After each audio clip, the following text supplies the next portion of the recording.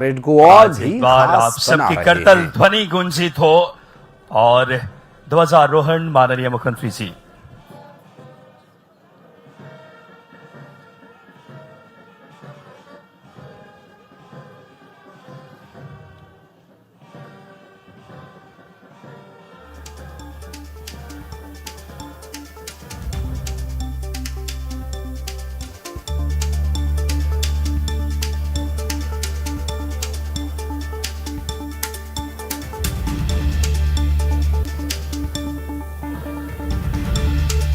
आपकी स्क्रीन पर एक तरफ उज्जैन और दूसरी तरफ बिलासपुर से तस्वीरें सामने आ रही हैं।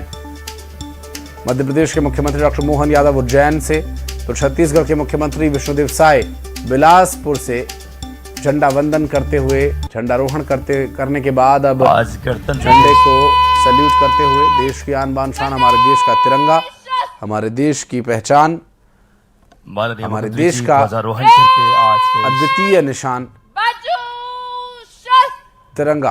और मध्य प्रदेश पुलिस और छत्तीसगढ़ पुलिस की परेड भी इस मैदान पर हमारे राष्ट्रीय भाव और तस्वीरें सीधे इस वक्त प्रतीक और तिरंगा झंडा गुब्बारे को छोड़ करके इस समय पूरा आकाश आसमानों इस समय एक बार बोलिए भारत माता की।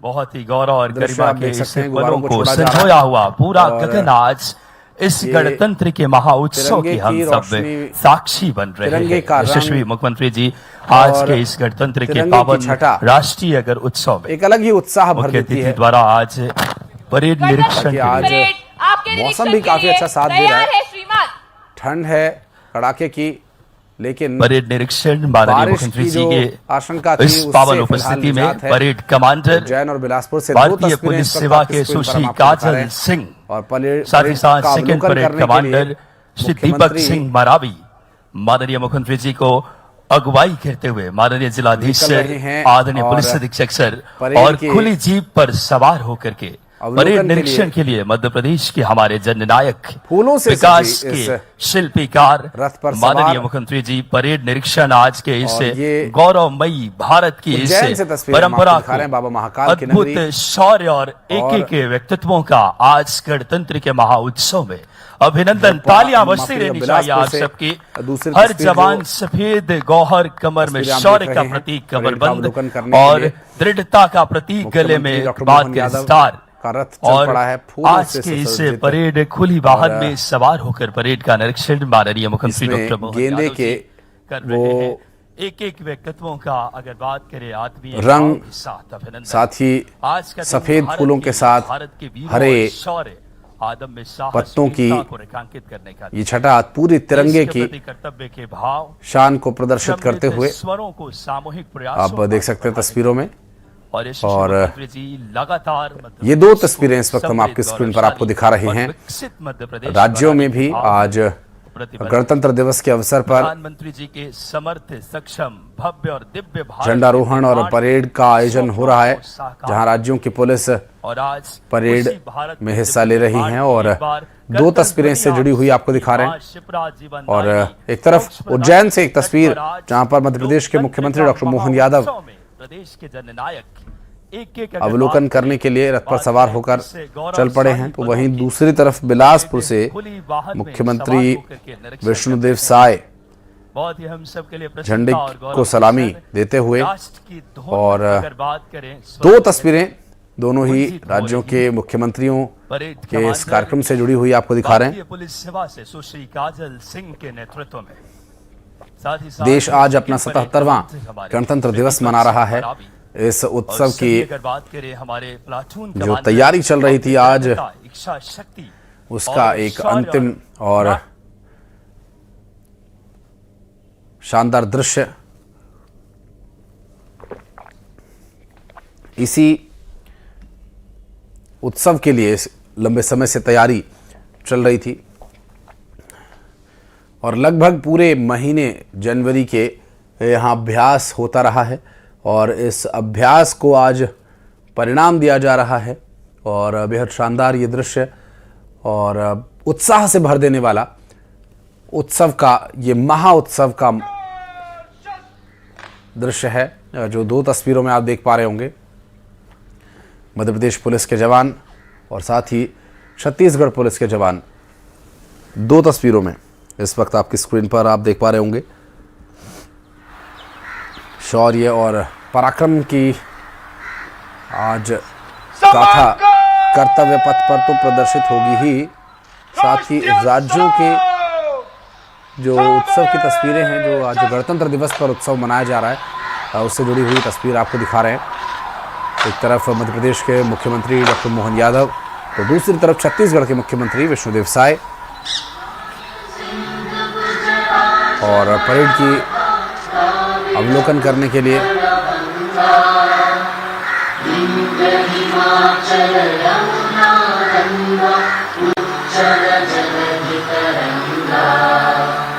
तब शुभ नामे जागे, तब शुभ आशीष मांगे, गाहे तब जय गाथा। जन गण मंगल दायक जय हे भारत भाग्य विधाता। जय हे जय हे जय हे जय जय जय जय हे।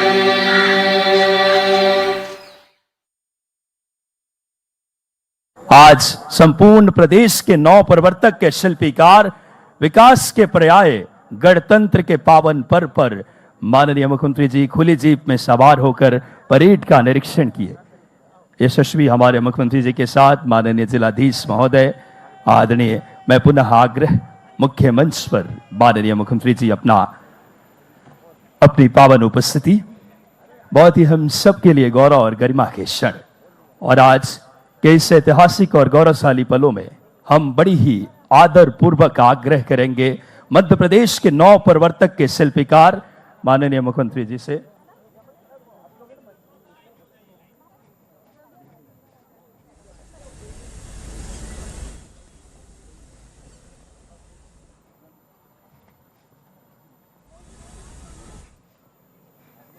और इस समय दर्शकों का अभिवादन स्वीकार कर रहे हैं माननीय मुख्यमंत्री महोदय आज के गरिमामय समारोह के मुख्य अतिथि। पहला रास्ता जो आप देख रहे हैं,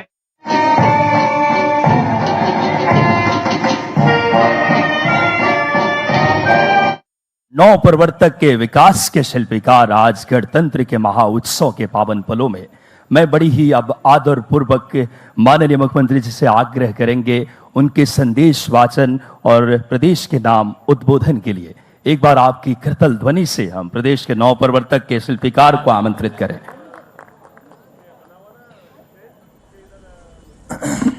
जय श्री महाकाल। मेरे साथ सभी बोलेंगे जय श्री महाकाल। मेरे प्रिय प्रदेशवासियों, भारत के 77वें गणतंत्र दिवस के मंगल अवसर पर मेरी अपनी ओर से हार्दिक शुभकामना, बहुत बहुत बधाई। आज राष्ट्र के जनगण मन में देशभक्ति और देश के लिए गर्व और भाव अलग प्रकार का एहसास हो रहा है जब सिंहस्थ 2028 का आगमन हो रहा है। ऐसे पावन पुनीत क्षिप्रा के किनारे आज यशस्वी प्रधानमंत्री के नेतृत्व में हमारी सरकार, मध्य प्रदेश सरकार कदम से कदम मिला करके विकास के कारवां के लिए लगातार आगे बढ़ रही है। आज संपूर्ण विश्व में भारत की गरिमा बढ़ रही है। इस पावन अवसर पर मैं भारत माता की आज़ादी के लिए हंसते हंसते सूली चढ़ने वाले अमर शहीदों के प्रति विनम्र श्रद्धांजलि अर्पित करता हूं। यशस्वी प्रधानमंत्री श्रीमान नरेंद्र मोदी ने राष्ट्र का कुशलतापूर्वक नेतृत्व करते हुए पूरे विश्व में भारत की श्रेष्ठ छवि बनाई है। प्रधानमंत्री श्री मोदी जी ने गरीब, युवा, अन्नदाता और नारी के विकास के लिए आह्वान किया। मध्य प्रदेश सरकार संकल्पबद्ध होकर कार्य कर रही है। हमारे देश की अर्थव्यवस्था कृषि आधारित है। खेती और किसानी करने वाले भाइयों के जीवन में मुस्कान लाने के लिए हमारी सरकार कई प्रकार से प्रयास कर रही है। मध्य प्रदेश में वर्ष 2026 को किसान कल्याण वर्ष के रूप में मनाने का हमने निर्णय किया है। वर्ष 2002-03 में जहां कृषि और संबंध क्षेत्र का बजट मात्र 600 करोड़ रुपया था, जिसे बढ़कर 2024-25 में 27,000 करोड़ से अधिक का ये बजट करके हमने अपने किसानों के प्रति समृद्ध किसान समृद्ध प्रदेश की दिशा में प्रदेश में कृषि का विकास बहुआयामी मॉडल तय किया गया है, जिसमें 10 बहुआयामी गतिविधियों को शामिल किया गया है। किसानों को समृद्ध बनाने के लिए मुख्य फसलों के साथ उद्यानिकी फसलों को उत्पादन के लिए प्रोत्साहित किया जा रहा है। औद्यानिक फसलों का उत्पादन 344 लाख मीट्रिक टन से बढ़कर 425 लाख मीट्रिक टन हो गया है। मध्य प्रदेश टमाटर, धनिया, लहसुन, संतरा उत्पादन में प्रथम है। इसी प्रकार से पुष्प उत्पादन, सीताफल, प्याज, हरी मटर, नींबू और लाल मिर्च में भी प्रदेश अग्रणी है। हमारा प्रदेश आने वाले समय में देश की दुग्ध राजधानी बनेगा।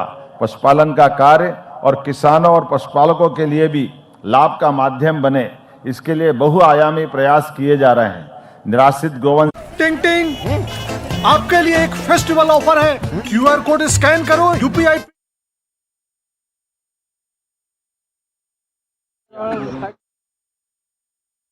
इंद्रधनुष के रंगों से बने और आजादी की भावना के जोश से भरे ये गुब्बारे आज उड़ते उड़ते चले जाएंगे ऊपर, बहुत ऊपर, और ये संदेशा देंगे भारतीय रणतंत्र जिंदाबाद, अमर रहेगी। आपको बता दें कि अभी हर्ष फायर होगा। हर्ष फायर के दौरान 3 राउंड फायर होंगे और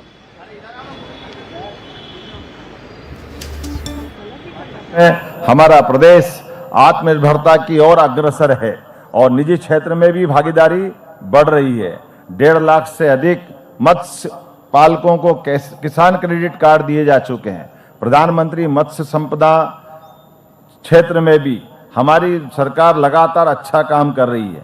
इसी कारण से तालाब निर्माण और मत्स्य बीज का उत्पादन के कार्य भी हुए हैं।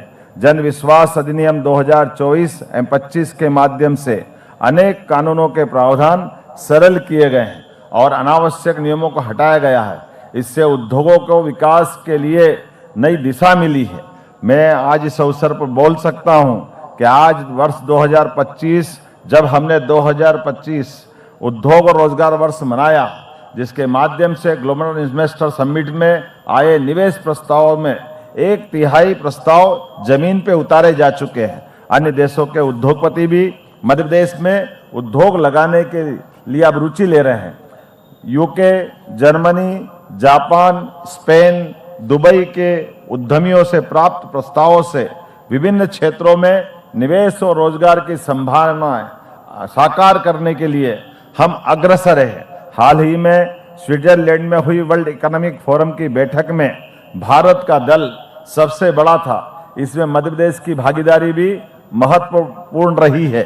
उद्योग संवर्धन नीति में 2025-26 में 1,552 करोड़ से अधिक की सहायता प्रदान की गई है। शासन के इस सहयोग से उद्यमियों का हौसला बढ़ा है। मध्य प्रदेश के उद्योग क्षेत्र में एक महत्वपूर्ण उपलब्धि धार में PM मित्र पार्क की आधारशिला रखे जाने से जुड़ी है। इसके लिए यशस्वी प्रधानमंत्री श्रीमान नरेंद्र मोदी जी ने अपने जन्म दिवस पर मध्य प्रदेश के अंदर 17 सितंबर को पधार कर स्वयं ये सौगात दी है।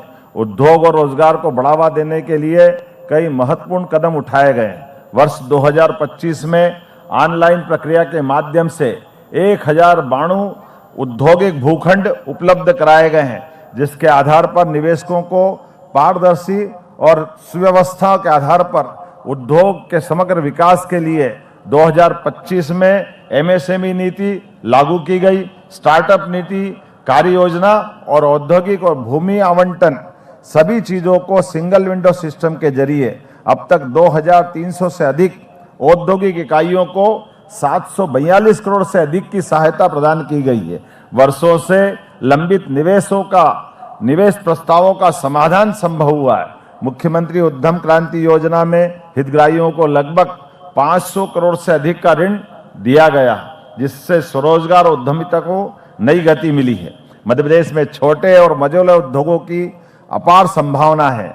यदि उद्यम सफल हो जाए तो साधारण से व्यक्ति को भी सक्षम बना देता है और उस क्षेत्र के विकास का नक्शा ही बदल जाता है। उद्योग हमारे लिए मंदिरों के समान है जो रोजगार रूपी आशीर्वाद देते हैं।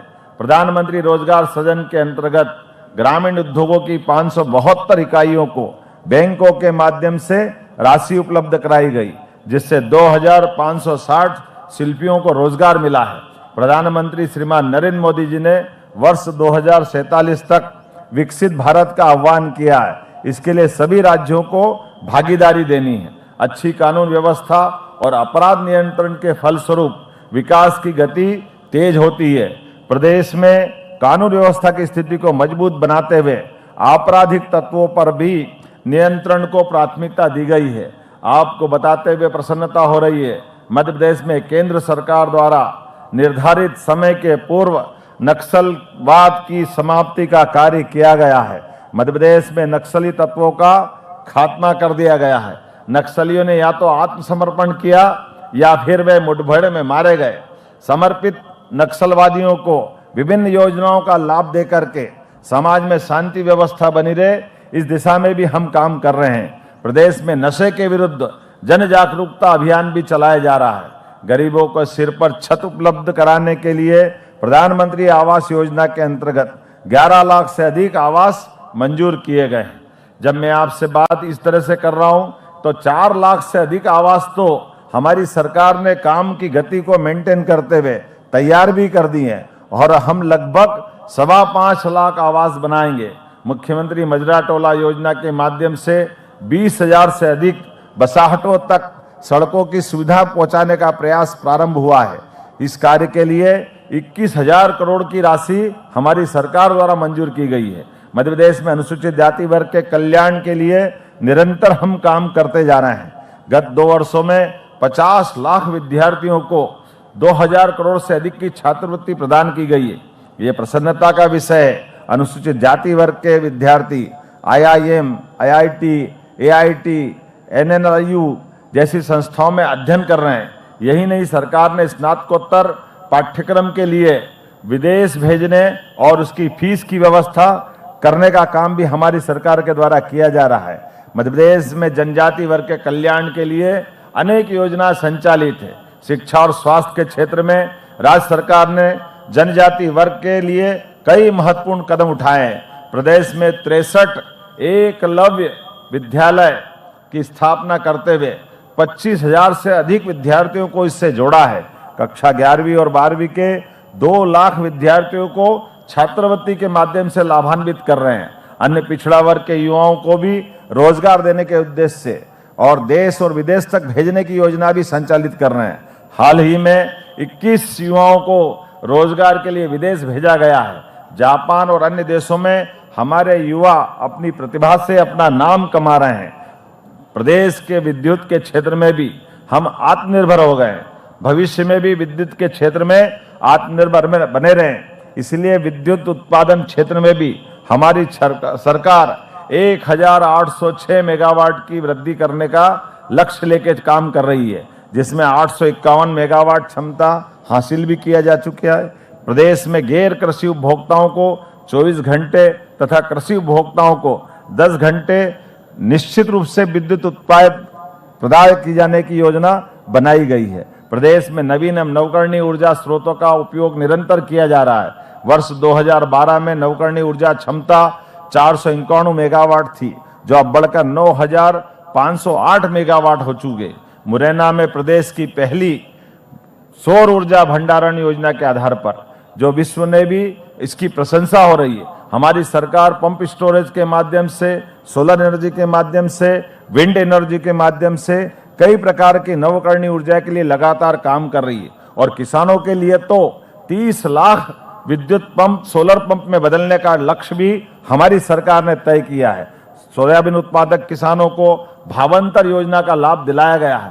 प्रदेश के लगभग 7 लाख से अधिक किसानों को 1300 करोड़ की भावांतर राशि का भुगतान भी हमारी सरकार के द्वारा किया गया है। प्रधानमंत्री आवास योजना शहरी 1 में मध्य प्रदेश देश में संपूर्ण आवासों के क्रम में प्रथम 3 राज्यों में से एक है और स्वीकृत आवासों की संख्या भी अत्यधिक है। 8,77,000 आवास पूर्ण हो गए। प्रधानमंत्री आवास शहरी योजना 2 में 60,000 से अधिक आवास स्वीकृत किए गए हैं। प्रदेश के नगरीय क्षेत्रों के सुनियोजित विकास के लिए भी हमारी सरकार ने महत्वपूर्ण कदम उठाए हैं। इंदौर और भोपाल, इंदौर में उज्जैन भी है। हमने ये दोनों इलाकों को इंदौर उज्जैन मेट्रोपॉलिटन इलाका और भोपाल का भी राजधानी परिक्षेत्र में मेट्रोपॉलिटन क्षेत्र बना रहे हैं। इस पहल से छोटे कस्बे और नगर परस्पर जुड़कर विकास की गतिविधियों को तीव्र करने में सहायक होंगे। मध्य प्रदेश देश का पहला ऐसा राज्य है जहां 1 साल के अंदर ही 2 प्रमुख शहरों को मेट्रो ट्रेन भी प्रदान की गई और मेट्रो ट्रेन की सेवाएं शुरू कर दी गई है। प्रदेश में लोक परिसंपत्ति प्रबंधन के लिए महत्वपूर्ण प्रयास किए जा रहे हैं। इस क्रम में हमारे राज्य की बाहर की प्रॉपर्टियां, नागपुर में भी जो बस डिपो था उसको हमने अपने राज्य के विकास के लिए जोड़ा है। नर्मदापुरम, सीधी, सीहोर, मुरैना के तिलहन संघों के संयंत्रों का उपयोग पुनः उद्योगों के लिए करवाने का प्रयास भी प्रारंभ किया गया है। नागरिकों को कानूनी मदद देना सरकार का कर्तव्य है। गत वर्ष प्रदेश में 1.5 लाख से अधिक नागरिकों को विधिक सहायता मिली है।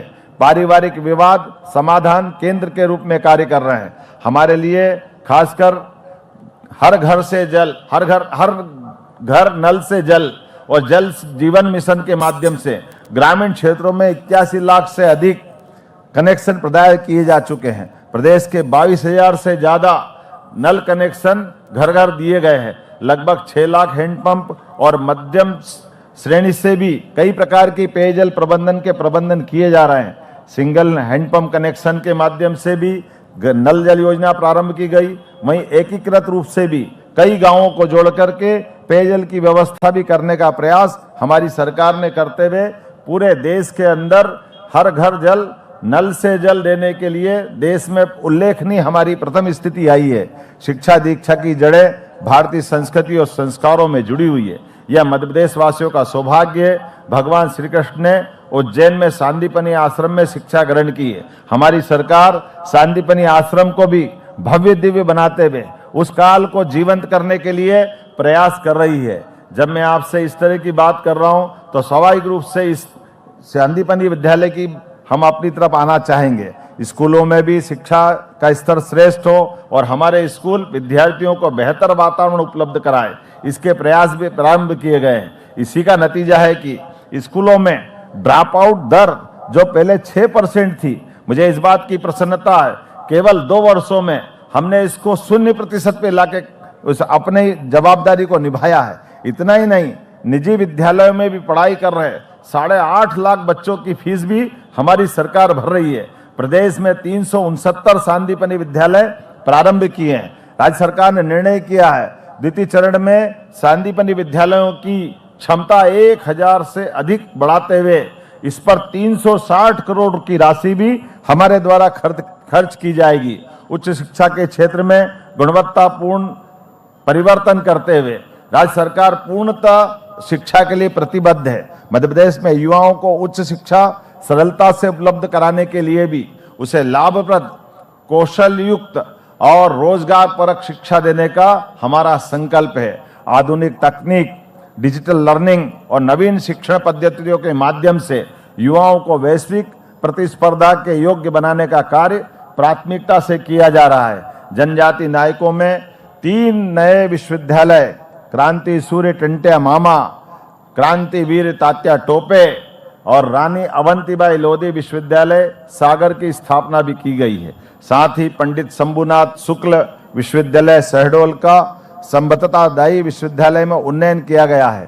प्रदेश में 22 भारतीय भाषाओं और 4 विदेशी भाषाओं के क्रेडिट आधारित पाठ्यक्रम भी प्रारंभ किए गए हैं। शासकीय पॉलिटेक्निक महाविद्यालयों में प्रदेश के लिए जागरूकता अभियान चलाया जा रहा है। परिणाम स्वरूप नामांकन में 21% से ज्यादा की वृद्धि हमारे राज्य के अंदर हुई है। तकनीक शिक्षा के माध्यम से भी 10 इंक्यूबेशन सेंटर स्थापित किए गए हैं। गुजरात के गांधीनगर का कैंपस भोपाल के RGPV में स्थापित किया गया है। रीवा के शासकीय इंजीनियरिंग कॉलेज में भी प्रारंभ की कोडिंग लैब एक आदर्श पहल है। प्रदेश के तकनीकी संस्थानों में भी कोडिंग लैब प्रारंभ की जाएगी। राजस्व संग्रहण में भी वाणिज्य कर विभाग महत्वपूर्ण भूमिका निभा रहा है। वित्त वर्ष 2023-24 में 51,469 करोड़ की तुलना में बीते वर्ष 55,633 करोड़ का राजस्व संग्रहण हमने किया है। एक तरफ हम विकास भी कर रहे हैं, दूसरी तरफ हमारे राज्य का कोष भी पर्याप्त रूप से बढ़े, इस दिशा में हमारी सरकार काम कर रही है। वन और वन्य जीव के क्षेत्र में तो उल्लेखनीय काम हमने कई प्रकार से प्रारंभ किए। शिवपुरी का माधव राष्ट्रीय उद्यान को नवा टाइगर रिजर्व घोषित किया गया। सागर में डॉक्टर भीमराव अभयारण्य, श्योपुर में जहानगढ़ अभयारण्य का गठन किया गया है। पालनपुर, कूनो और गांधी सागर में हमारे लिए तो चीतों की बसाहट के 1, 2 और तीसरा हमारा अपना अभयारण्य प्रारंभ हुआ है। इसी प्रकार से नौरोदही का भी अभयारण्य बहुत जल्दी हम प्रारंभ करने वाले हैं। विमुक्त घुमंतु और अर्ध घुमंतु समुदायों के समग्र विकास के लिए भी निरंतर प्रयास हमारी सरकार के द्वारा किए जा रहे हैं। अधिसूचित 51 समुदायों को राज्य की मुख्य धारा से जोड़ने के लिए समर्थ पोर्टल मोबाइल ऐप के माध्यम से डेटाबेस तैयार कर पंजीकरण का कार्य हमारी सरकार के द्वारा प्रारंभ किया गया है। हितग्राहियों को शासकीय योजनाओं का लाभ बिना किसी कठिनाई के दिए जाने का अभियान प्रारंभ है। मध्य प्रदेश स्थापना दिवस के अवसर पर विकसित मध्य प्रदेश 2047 का दृष्टि पत्र का वाचन खास करके हमने माननीय प्रधानमंत्री श्रीमान नरेंद्र मोदी जी के उस संकल्प की प्रतिपूर्ति में किया कि प्रदेश के दीर्घकालीन विकास की दिशा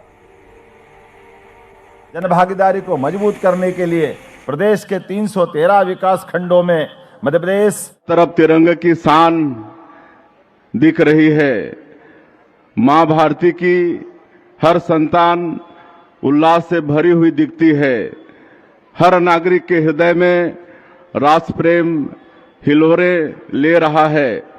हर नागरिक के भीतर राष्ट्र निर्माण के संकल्प की ज्योति जल रही है। मां भारती के ऐसे वीर संतानों का गणतंत्र दिवस के शुभ अवसर पर मैं हार्दिक अभिनंदन करता हूं। आज का दिन राष्ट्रीय पर्व की खुशियां मनाने का दिन है। आज का दिन राष्ट्र के लिए बलिदान देने वाले हमारे महापुरुषों को याद करने का दिन है।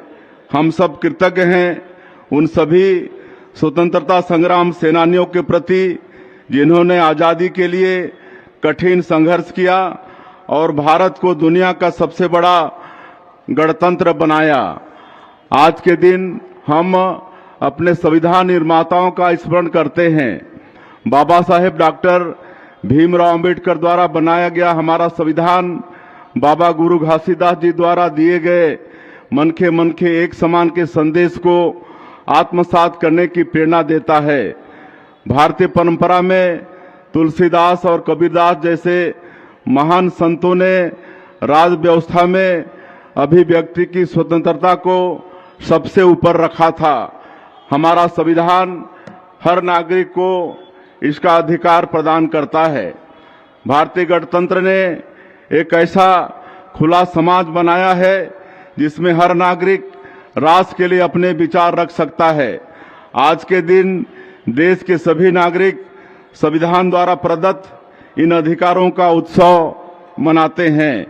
अभी हमने राज्य स्थापना का रजत महोत्सव मनाया है।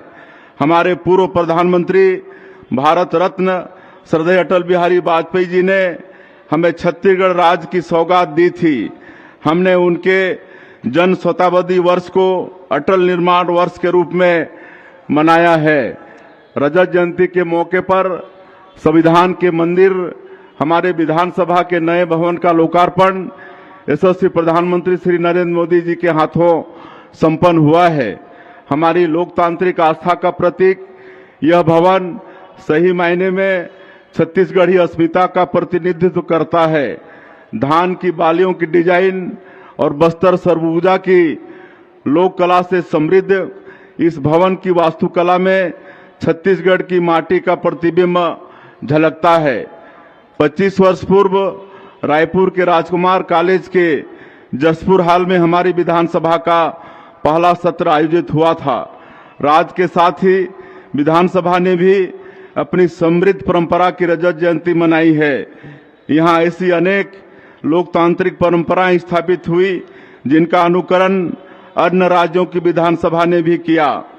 इस वर्ष हमने राष्ट्रगीत वंदे मातरम की 150वीं जयंती भी मनाई।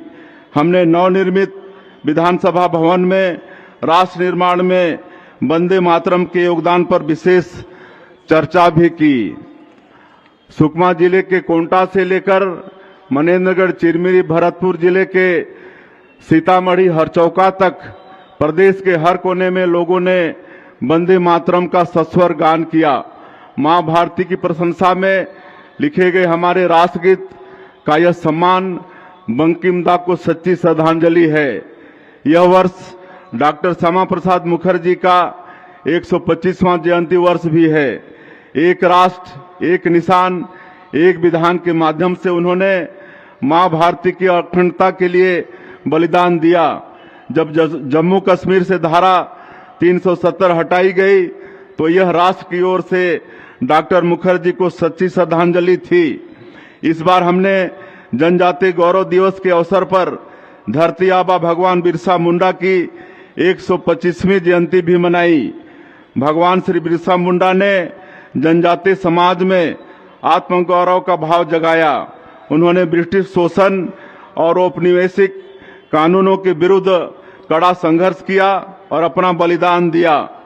छत्तीसगढ़ की धरती भी ब्रिटिश शोषण के विरुद्ध जनजातीय विद्रोहों की गवाह रही है।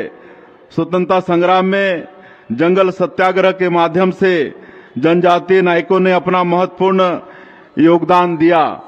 छत्तीसगढ़ के जनजातीय नायकों के आजादी की लड़ाई में किए गए बलिदान की कहानी करते हुए यूनियन कार्बाइड को जैसा अतीत के काल में घटना हुई इसका स्मारक बना करके मानव क्षमता युक्ति बुद्धि से मध्य प्रदेश सरकार उसका विकास करते हुए उसको स्मारक स्थल में भी बनाएगी और भविष्य में दोबारा ऐसी कोई घटना न हो इसके प्रबंध भी करने जा रही है। जब मैं ये बड़े संकल्प की तरफ आपकी तरफ बात करता हूं तो उम्मीद करता हूं कि यूनियन कार्बाइड जैसे खतरे से निपटने भी हमारी सरकार ने बड़ी हिम्मत से काम किया।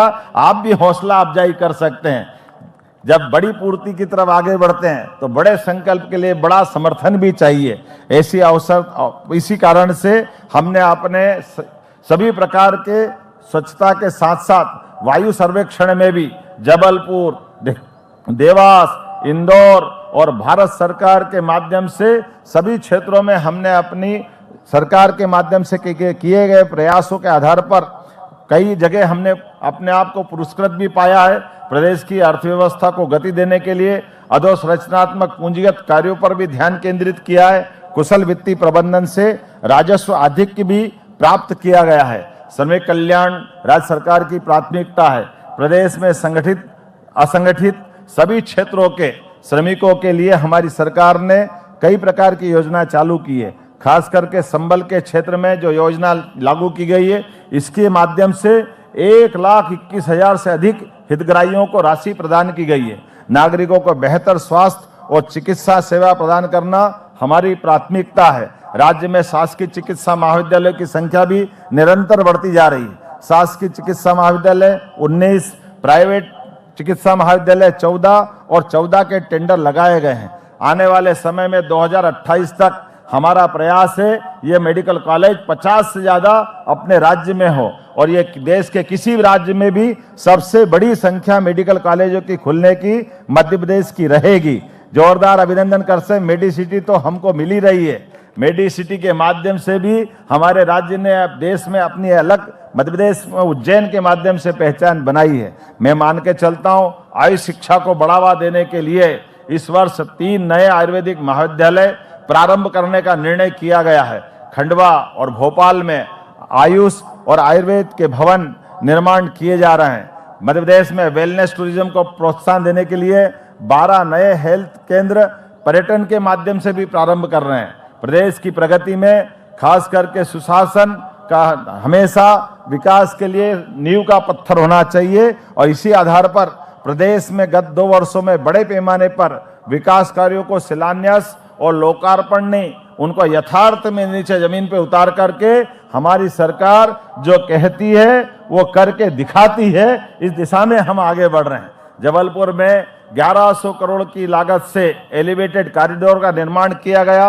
इसी प्रकार 152 करोड़ की लागत से भोपाल में मेदा मिल चौराहे पर गायत्री मंदिर से गणेश मंदिर तक फ्लाईओवर और डॉक्टर श्यामा प्रसाद मुखर्जी नगर में रोड को 6 लेन करने का कार्य भी हमारी सरकार के द्वारा किया गया है। किसानों की समृद्धि में ग्रामಗಳು ತಮ್ಮ ಅಭಿವೃದ್ಧಿಯ ದಿಕ್ಕು दिखाए राह पर चलते हुए सबका साथ, सबका विकास, सबका विश्वास और सबका प्रयास की भावना से छत्तीसगढ़ महतारी की सेवा में जुटा हुआ है। भारत के प्रथम स्वतंत्रता संग्राम के दौरान छत्तीसगढ़ में विद्रोह की मशाल शहीद वीर नारायण सिंह जी जैसी सूरवीरों ने जलाई। उन्होंने न केवल अंग्रेजी औपनिवेशिक शासन का विरोध किया, अपितु एक ऐसी वैकल्पिक व्यवस्था की सिंचाई की क्षमता रखता था।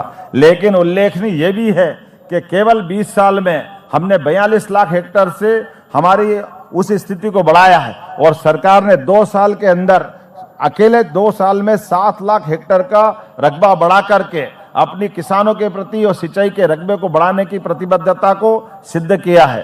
प्रदेश में उत्कृष्ट संसदीय परंपराओं का पालन करने का भी अभियान चलाया गया है।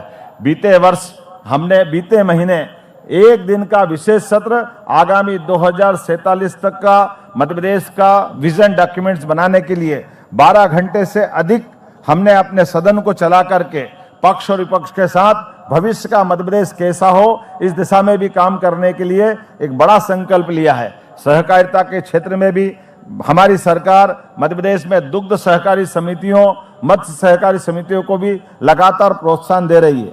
बीते 2025 में हमने अंतर्राष्ट्रीय सहकारिता वर्ष के माध्यम से भी इस दिशा में काम करने का निर्णय किया है। स्वभाव स्वच्छता, संस्कार स्वच्छता कार्यक्रम भी आयोजित करते हुए इस दिशा में हम आगे बढ़ रहे हैं। लेकिन एक पेड़ मां के नाम भी अभियान हमारी सरकार द्वारा चलाया गया है, जिसमें 2 एकड़ भूमि के अंदर किसान अगर अपनी बगिया लगाता है तो 2 लाख रुपया 3 साल के अंदर हम किसान को देने वाले हैं, ताकि वो अपने बगीचा बनाए, उससे फल उत्पादन करे, अपनी आय भी बढ़ाए और पर्यावरण में अपना योगदान दे। जब मैं नवाचारों की बात कर रहा हूं तो छिंदवाड़ा के जिले के पातालकोट के अंदर 50 से अधिक गांवों में 500 से अधिक नागरिकों को पर्यटन गतिविधियों से जोड़ करके फैसले लेती है। अटल सिंचाई योजना के तहत वर्षों से अपूर्ण और लंबित पड़ी 115 सिंचाई योजनाओं को पूर्ण करने हमने 2800 करोड़ रुपए की योजना की मंजूरी दी है। प्रधानमंत्री जी ने दीपावली के मौके पर जो जीएसटी रिफॉर्म्स किए उसका सबसे अधिक लाभ हमारे किसान भाइयों को मिला। ट्रैक्टर और अन्य कृषि उपकरण काफी सस्ते हो गए। कृषि मशीनरी बेचने वाले कारोबारियों के लिए तो काफी व्यस्तता का समय रहा। खेती किसानी से वंचित उत्पादों पर कर घटाने का सबसे बड़ा लाभ यह हो रहा है कि हमारे किसान भाई आधुनिक खेती को तेजी से अपना रहे हैं। हमारे छत्तीसगढ़ का चावल 120 देशों में निर्यात होता है। लागत घटने और सरकार द्वारा अच्छा मूल्य मिलने से किसानों के लिए अपने उत्पादों को प्रतिस्पर्धी रखने में काफी मदद मिलती है। हमारा देश अन्य देशों के साथ व्यापार वार्ता भी कर रहा है। यह वार्ता महाशक्तियों के साथ भी हो रही है। प्रधानमंत्री जी ने स्पष्ट कह दिया है कि जो भी व्यापार समझौते होंगे उनमें किसानों का किसी तरह से अहित नहीं होने दिया जाएगा। डबल इंजन की सरकार किसानों के मुद्दे पर कभी झुकती नहीं, किसानों के मुद्दे पर सिर उठाकर खड़ी रहती है और किसान भाइयों को उनका हक दिलाती है। किसानों के साथ ही श्रमिक भाइयों की समृद्धि हमारी सर्वोच्च प्राथमिकता है। हमारी सरकार ने 2 वर्षों में 29 लाख से अधिक श्रमिकों को विभिन्न योजनाओं के माध्यम से 800 करोड़ रुपए से अधिक राशि अंतरित की है। महिला सशक्तिकरण के उद्देश्य को देखते हुए रात की पाली में भी महिला श्रमिकों के सशर्त नियोजन का प्रावधान किया गया है। 2 वर्ष में ही कर्मचारी राज्य बीमा अधिनियम के तहत मैं आज आपसे जब बात कर रहा हूं तो लाडली बहनाओं को कैसे भूल सकता हूं। लाडली बहना योजना के माध्यम से हमारी सरकार ने 1000 से बढ़ा करके अब 1500 रुपया प्रति माह की दर से राशि देना प्रारंभ किया है, जिसके बलबूते पर 2 साल के अंदर हमारी सरकार ने 50,000 करोड़ रुपए की राशि लाडली बहनाओं को दी है। जब लाडली बहनाओं को बात आती है तो आप ताली बजा करके मेरी बात का समर्थन कर सकते हैं। यह हमारी सरकार की प्रतिबद्धता है। जब लाडली बहना पे हम आगे बढ़ रहे हैं तो लाडली लक्ष्मी योजना को कैसे भूल सकते हैं। लाडली लक्ष्मी योजना के माध्यम से भी 2,50,000 से अधिक बालिकाओं को छात्रवृत्ति देने का काम हमारी सरकार ने प्रारंभ किया है। प्रधानमंत्री मातृ वंदना योजना से भी प्रदेश की 3 लाख बहनों को लाभान्वित किया जा चुका है। खेलों की दुनिया में हमारा प्रदेश नित नई पहचान बना रहा है। शहडोल जिले के अंदर खिलाड़ी ब्राजील के फुटबॉल खिलाड़ियों की तरह दक्षता हासिल करे, इसलिए हमारे आदिवासी अंचल के बच्चों को भी हमने न केवल जर्मनी भेजा बल्कि विभिन्न अकादमियों के माध्यम से अंतर्राष्ट्रीय स्तर पर 19 स्वर्ण, 29 रजत और 36 हमने खासकर 36 कांस्य पदक जीते हैं और राष्ट्रीय स्तर पर 189 स्वर्ण, 131 रजत और 118 कांस्य पदक हमारी राज्य में जीते गए हैं। मैं मान के चलता हूं, जब ये केवल इस प्रकार के गेम नहीं, हमने तो अपनी खास करके महिला क्रिकेट टीम में भी क्रांति गोड़ को 1 करोड़ की धनराशि देकर के बहनों के खेल में प्रोत्साहन को बढ़ावा देने का संकल्प प्रतिपादित किया है। जब हमने केवल महिलाओं के लिए सभी प्रकार के वर्गों की बात कर रहे हैं तो दिव्यांग भाई बहनों ने भी जिस प्रकार से खेलों में अपनी भूमिका अदा की है, जिस प्रकार से वो पोजीशन लाए, हम उनको भी पुरस्कृत करने वाले हैं। मैं आपसे जब बात कर रहा हूं तो हमारे यहाँ हाल ही में खेलो मध्य प्रदेश ओलंपिक खेलों की तरह गरिमापूर्ण आयोजन के माध्यम से संपन्न हुआ। स्पोर्ट्स टूरिज्म को बढ़ावा देकर स्पोर्ट्स हब बनाने के लिए भोपाल में लगभग 1000 करोड़ की लागत से स्पोर्ट्स अंतर्राष्ट्रीय स्तर का कॉम्प्लेक्स बनाने का काम हमारे द्वारा किया जा रहा है। वृद्धजन कल्याणी, दिव्यांगजन, परित्यक्त अविवाहित महिलाओं को प्रतिमाह 600 की पेंशन हमारे द्वारा दी जा रही है। ऐसे हितग्राहियों के लिए भी हमारी सरकार काम कर रही है, जिसके आधार पर 54 लाख से अधिक, इसी मद में 325 करोड़ से अधिक राशि की सिंगल क्लिक के माध्यम से भी राशि अंतरित की। मुख्य रूप से 12.7 लाख मीट्रिक टन प्रतिवर्ष क्षमता वाले यूरिया उत्पादन प्लांट पर केंद्रित है। नक्सलवाद की वजह से बस्तर में योजनाओं का क्रियान्वयन धीमा रह गया था, लेकिन अब इसने रफ्तार पकड़ ली है। नक्सलवाद ने लोगों को बेघर किया। हम हथियार छोड़ मुख्यधारा में लौटने वाले लोगों को पक्का घर दे रहे हैं। इसके लिए 15,000 आवास हमने स्वीकृत किए हैं। पीएम जनमन योजना के माध्यम से विशेष पिछड़ी जनजाति के लिए हम अब तक 33,217 आवास स्वीकृत कर चुके हैं। हमने छत्तीसगढ़ महतारी को संवारने का संकल्प लिया है।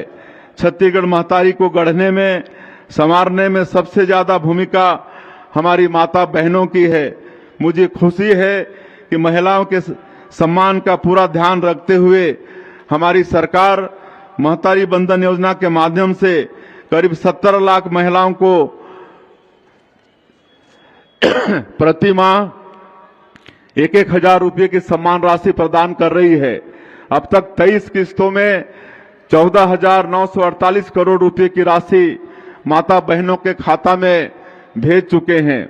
प्रधानमंत्री जी ने अगले 10 सालों में देश को मैकाले की मानसिकता से पूरी तरह से मुक्त करने का लक्ष्य रखा है।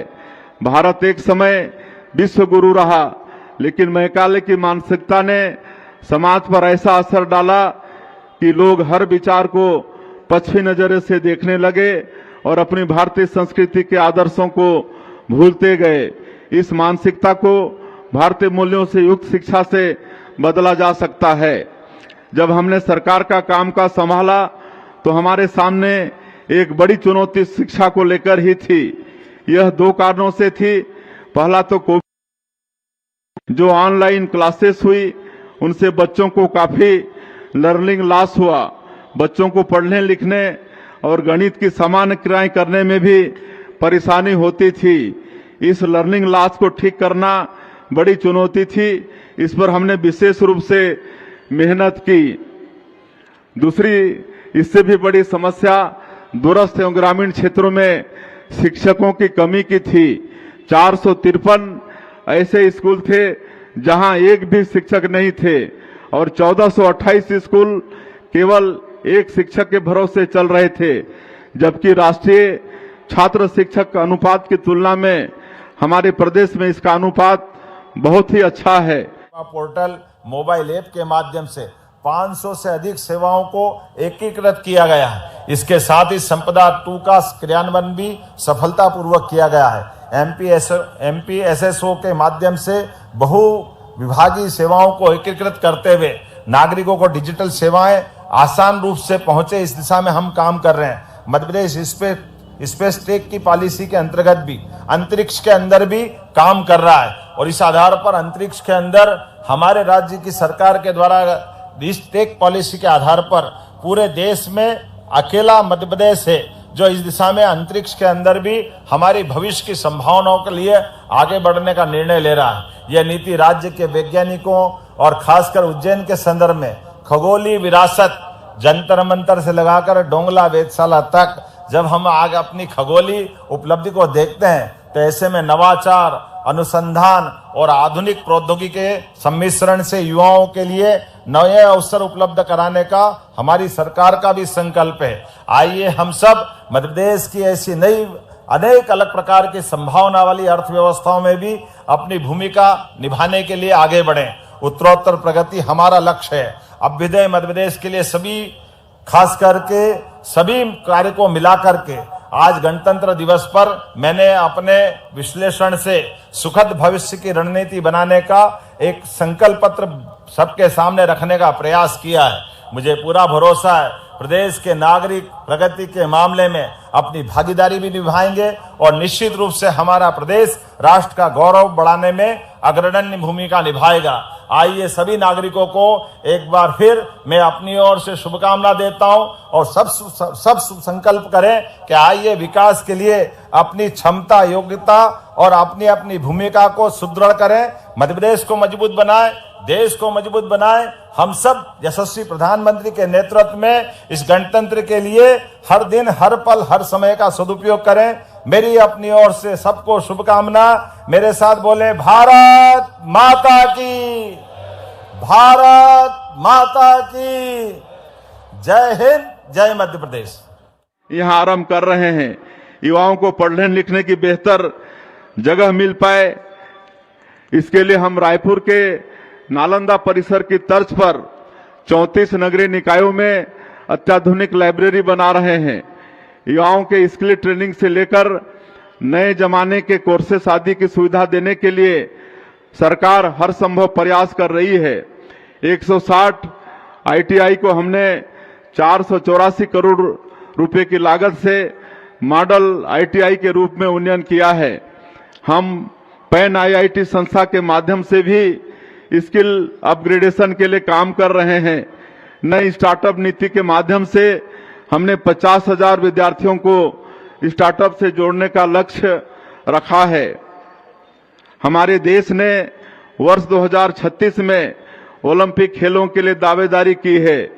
देश में खेल अधोसंरचना को मजबूत करने एवं खेलों का शानदार माहौल तैयार करने यह कदम उठाया गया है।